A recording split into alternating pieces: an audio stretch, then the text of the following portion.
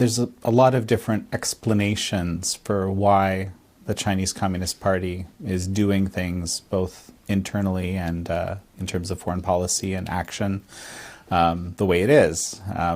They range all the way from they're just looking to have some security in the region for themselves to, they're looking to, dominate the world, impose, Pax Sinica. Pax Sinica, thank you, on the world, so to speak. So how do you see this? Unfortunately, ramble for hours on this. Let me go back to the absolute basics of life in the PRC, or in China. How's that? For the last 2 millennia at least. By my understanding, PRC and the US, total acreage are about the same. Unfortunately, PRC only has about half of the arable land that the US does. They can only farm about half the land because of the Tibetan Plateau and a lot of desert. So they only have about half the land they can grow food on. At the same time, China has, usually because of the Confucian ideal and the rural population that needs more and more hands to work, typically had about 4 times the population, 1.4 billion compared to about 350 million for us. That means every acre of land in the PRC has to generate about 8 times the food. And that's a huge demand on the government to make sure that farmers are allowed to farm and feed. And so the type of government that resulted from this, the Confucian ideal, focuses and heavily stresses the idea of order, right? Relationships, father to son, brother to brother, and all those things.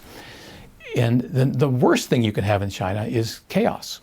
I mean, chaos is a bad word in Chinese history.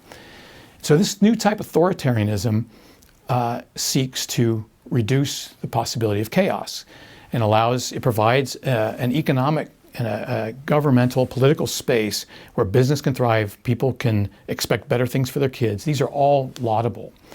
Unfortunately, that allergy to chaos leads you to overshoot into this realm of authoritarianism, where you tell people who they can marry, you can tell them how many kids they can have, 1. Now you tell them they have to have 3, and it becomes a very invasive leadership type political theory. Well, I'll just add, with the injection of the very Western communist ideology, correct, right, into the system. Right. Yeah. So you got Marxism Leninism on top of already a controlling type government, and you understand why. Because chaos has forever been the enemy of the Chinese people. When the government breaks down, food production breaks down, famine breaks out, etc. Now, rewind to the first 30 years of the Communist Party, 1949 to 1979. And we saw the Great Leap Forward, 36 million dead of starvation from famine. You saw just weird applications of Marxism Leninism during the Cultural Revolution. Chaos, right? State-sponsored chaos. And so all these assertions that this new type Chinese communism is somehow a model for the world don't hold up to scrutiny when you look at the excesses that we've seen over the last 70 years from the Communist Party. And for those who've been there, I can no longer go there because I'm sanctioned, but for those who've been there, they say it's really feeling like it's drifting back into the Cultural Revolution era. Friends of mine who still have the courage to stay in touch say, one guy said, "How did I anger God so much that I have to suffer through a second Cultural Revolution?" That's how it feels right now in the PRC. So this idea of control is really spun out of control. It's making its neighbors more difficult to work with. Border war with India. There's a lot of talk about China and Russia being friends. That's absolutely not the case. I could talk for a long time on that if you want to. Border wars and all those things. Well, maybe friends like Germany and Russia were back, not too long ago. Right. But Germany's come around. NATO's come around. The EU has come around and says you can't have that there and expect it not to affect you here. Mm-hmm. It's simple things like supply chains, the ability to sell Volkswagens in Russia, all those sell Volkswagens in China. All those things are at risk now, and Europe is finally standing up for what it says it believes, and that's really encouraging. And I can't say enough about what Japan has done over the last 10 years. Fantastic. We live in an era of censorship and disinformation, and it can be really hard to know what's true and what's false in this information climate. To get honest information and insights you can trust, join us on Epoch TV. You can sign up for your 14-day free trial at ept.ms/freetrialjan. That's ept.ms/freetrialjan. So you're saying that this incredible focus on order, and I mean that's, but I suppose manifest in these recent extreme lockdown measures. I want to talk a little bit more about that. Yeah. But you're saying that that in itself is creating, your friend is saying this feels like another cultural revolution. When you think cultural revolution, you think the Red Guard going from home to home, killing people that aren't ideologically correct, or identity correct, you know. So how square that for me. Well, you make a good point. It's sort of a mix between the anti-rightist campaign or the 100 Flowers movement in the 50s. It's a mix of that and the Cultural Revolution. But I think he's talking about the cult of personality, the Maoism that came out of the Cultural Revolution. My PLA counterparts are required to study Xi Jinping thought, you know, for hours each day, which means they're not studying their craft of, you know, defending their country. You know, for a guy like me, that actually is an advantage. By overly politicizing the military and pretty much look at what happened to Jack Ma, who's simply trying to run a very productive Alibaba business. But because he was either seen as a threat because he was getting too powerful and rich, or because he didn't listen to what they wanted him to do as far as IPO, you know, putting shares out there globally. Whatever it was he did wrong, and I don't know what that is.